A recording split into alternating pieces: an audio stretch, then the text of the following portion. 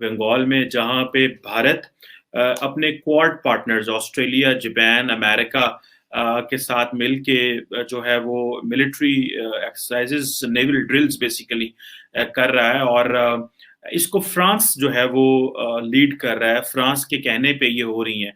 और ये बड़ी इंटरेस्टिंग सिचुएशन है कि क्वाड जिसको अमेरिकन्स ने और इंडियंस ने, जापानीज ने और ऑस्ट्रेलियंस ने प्लान किया, लेकिन फ्रांस यहाँ पे अपनी जो है वो जो अपना रोल चाहता है इंडो पैसिफिक के अंदर।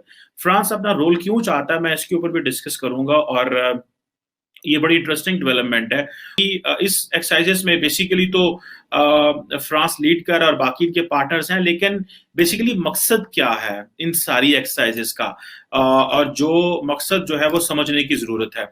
देखिए, बेसिकली 4 बड़े मकसद हैं इन मिलिट्री एक्सरसाइजेस में, इन नेवल एक्सरसाइजेस में, और इंडिया आपको पता है इसमें एक सेंटर स्टेज लेके बैठा हुआ है। अब अगर देखा जाए, फ्रांस इस सारे ऑपरेटर्स को लीड तो कर रहा है, और फ्रांस अपने आप को एक कहता है कि जी वो मिड साइज पावर है। और फ्रांस क्यों कहता है ये, उसकी वजह यह है कि फ्रांस के वहां पे आइलैंड्स हैं। आपको बड़े कम लोगों को पता है कि फ्रांस जो है वो उसके आइलैंड्स हैं। फ्रांस के इंडियन ओशन में भी आइलैंड्स और पैसिफिक ओशन में भी आइलैंड है। और फ्रांस चाहता है कि अलॉन्ग विद इंडिया वो अपने एक जो रिलेशनशिप है उसको स्ट्रॉन्ग कर सके और खित्ते में अपना असर व सूख भी स्टैब्लिश कर सके।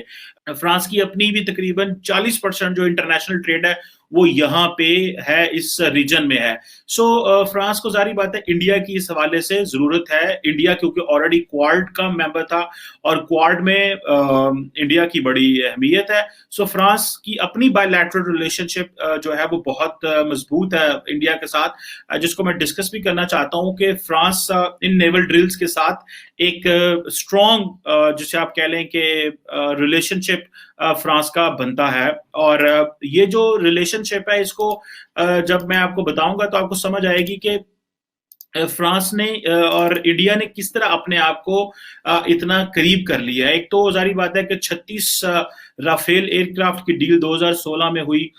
फिर मार्च 2018 के अंदर ये एग्रीमेंट हुआ कि 6 जो यूरोपियन प्रेशराइज्ड वाटर रिएक्टर्स बने हैं जयपुर में।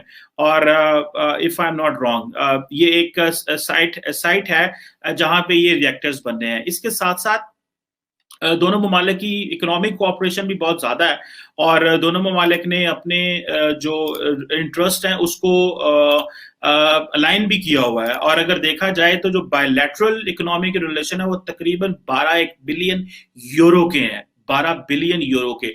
और इसका जो टिल्ट है वो मोस्टली भारत के हक में है। और फ्रांस ये भी समझता है कि फ्रांस ने बहुत ज्यादा इन्वेस्टमेंट्स भी की हुई हैं। तकरीबन कोई 540 सब्सिडरीज जो फ्रेंच कंपनीज हैं वो इस इंडिया में काम कर रही हैं, जो कि तकरीबन 3 लाख लोगों को जो है वो नौकरियां दे रही हैं। एंड अबव ऑल जो इंडिया का प्रोजेक्ट है कि स्मार्ट सिटीज प्रोग्राम है, उसमें भी जो फ्रेंच कंपनीज है वो हैविली इन्वेस्ट कर रही हैं। अच्छा, अब ये सिर्फ एक मिलिट्री कोऑपरेशन नहीं है, ये कल्चरल भी कोऑपरेशन है, ये साइंटिफिक कोऑपरेशन भी है, टेक्निकल कोऑपरेशन भी है। तकरीबन अगर मैं बताऊं तो तकरीबन 10,000 से ज्यादा जो फ्रेंच स्टूडेंट्स हैं, जो इंडियन स्टूडेंट्स हैं वो फ्रांस में पढ़ रहे हैं। और इसी तरह आपको पता है कि इंटरनेशनल सोलर अलायंस इन दोनों ममालिक का एक जॉइंट प्रोजेक्ट था। और अदर देन दैट एक आपको पता है कि 2016 के अंदर एक नमस्ते फ्रांस फेस्टिवल शो जो था वो भी इंडिया में हुआ था। और इसी तरह बोंजू इंडिया भी हुआ था एक 2017 में, और 2018 के शुरू में एक ये जो कल्चरल कोऑपरेशन जो था दोनों ममालिक के दरमियान हुआ था। अच्छा, इसमें जो इम्पोर्टेंट फैक्टर समझने की है वो ये है कि दोनों ममालिक, फ्रांस विद इंडिया काम कर रहा है, लेकिन फ्रांस जो है वो बाकी ममालिक को भी साथ लेके चलना चाह रहा है। सो एक तो ये जो ला पेरोज एक्सरसाइजेस हुई हैं, इससे पहले जो फ्रांस है वो इंडिया के साथ मिलके यूएई के साथ मिलके इस मंथ के आखिर में भी कुछ जो है वो नेवल एक्सरसाइजेस कर रहा है। सो इट मींस के फ्रांस के बड़े जो पार्टनरशिप है वो इंडिया के साथ हमें नजर आ रही है। और ये partnership, this is not just, वैसे तो ये 1998 से ये स्ट्रेटेजिक पार्टनरशिप है, लेकिन इसकी बड़े इंटरेस्टिंग डायमेंशंस हैं। कुछ तो मैंने आपको डिस्कस किया कि सिर्फ मिलिट्री पार्टनरशिप नहीं है, पॉलिटिकल, सोशल, कल्चरल और सारा ये चीजें हैं। और अच्छा, अब फ्रांस चाहता है बेसिकली एंट्री, और फ्रांस क्वाड में एंट्री चाहता है, और फ्रांस इस रीजनल अपरेटस में एंट्री चाहता है। आपको याद होगा जो रिसेंटली एक G7 की मीटिंग हुई थी, जिसमें फ्रांस के जो प्रेसिडेंट हैं एमेनुअल मैक्रोन ने कहा था कि अमेरिका तो इंडो पैसिफिक में चला गया, तो हमें किधर छोड़ के चला गया। So that was a kind of a frustration. और उसके बाद अगर आपको याद हो कि जो क्वाड लीडर्स की जो मुलाकात, जो वर्चुअल मीटिंग 12 मार्च को हुई थी, उसके बाद यूएस डिफेंस सेक्रेटरी भी वहां पे चले गए, और अभी जो है वो जॉन कैरी साहब भी जा रहे हैं। सो ये एक इंडिया की प्रॉपर फुल मेन स्ट्रीमिंग है जो हो रही है। और गो के इंडियंस और फ्रेंच ये कह रहे हैं कि ये जो मल्टीलैटरल मिलिट्री एक्सरसाइजेस हैं, और हम चाइना के लिए ही ये सब हो रहा है।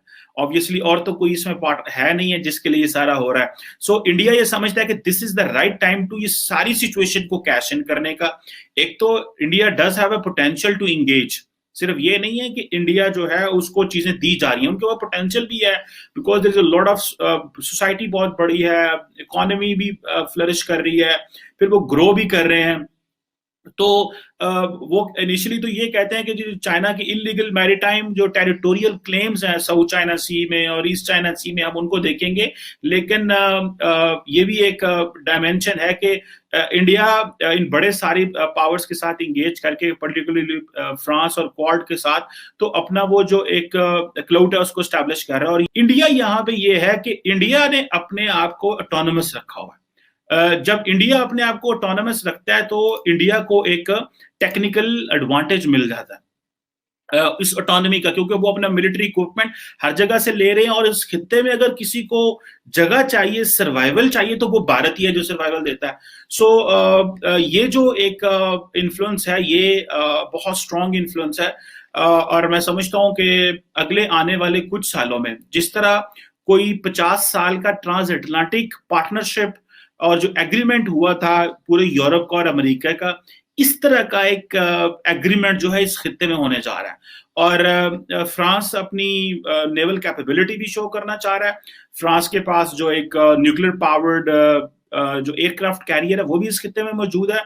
और फ्रांस क्वाड के साथ मिलके जो बाकी छोटे छोटे ममालिक हैं उनके साथ भी पार्टनरशिप बिल्ड करना चाह रहा है। यहाँ पे पाकिस्तान किस तरह अपने फुटप्रिंट्स एस्टैब्लिश कर सकता है, क्योंकि पाकिस्तान जो है वो इज एन इम्पोर्टेंट पार्टनर तो है, मगरब का रहा है, लेकिन अभी the way things are changing, हमने अपनी जो स्ट्रेटेजिक पोजीशन है उसका इस्तेमाल नहीं कर रहे प्रॉपरली। वो इस तरह के हमें अब इंडो पैसिफिक की तरफ देखना है। मैंने रिसेंटली एक पेपर भी लिखा है which is in a process of publication, and I foresee कि जब बांग्लादेश पाकिस्तान और बांग्लादेश इकट्ठे हुए, ईस्ट पाकिस्तान वेस्ट पाकिस्तान इकट्ठे हुआ करते थे, so that was the time then we were part of the SEATO, South East Asian Treaty Organization. तो we use to share that area, हम वहां पे जाया करते थे, उस खित्ते में हमारी थोड़ी बहुत वाकफियत थी। लेकिन उसके बाद फिर वो बांग्लादेश आया, बांग्लादेश ने अपना नाम भी बना लिया और हमने अपने आप को डी लिंक कर दिया एशिया पैसिफिक के उस सारे रीजन से।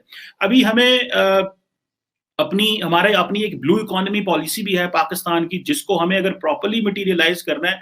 बाय द वे 2020 पाकिस्तान में इमरान खान साहब ने ब्लू इकोनॉमी पॉलिसी के नाम रखा था, लेकिन unfortunately as year of blue economy policy, लेकिन उसकी वो नाम तो रख लेते हैं, लेकिन उसकी जो proper manifestation in the entire वो जो सोसाइटी में, इंडस्ट्री में, या वो नजर नहीं आती। इसके अलावा पाकिस्तान और फ्रांस की बड़ी अच्छी पार्टनरशिप है, क्योंकि हमने बहुत ज्यादा equipment, military equipment, hardware France से लिया हुआ है, लेकिन हमने फ्रांस से ताल्लुकात इसलिए खराब कर लिए क्योंकि हम ये मजहबी चीजों में पड़ गए और इस्लामोफोबिया और इस तरह की बहस में हम पड़ गए।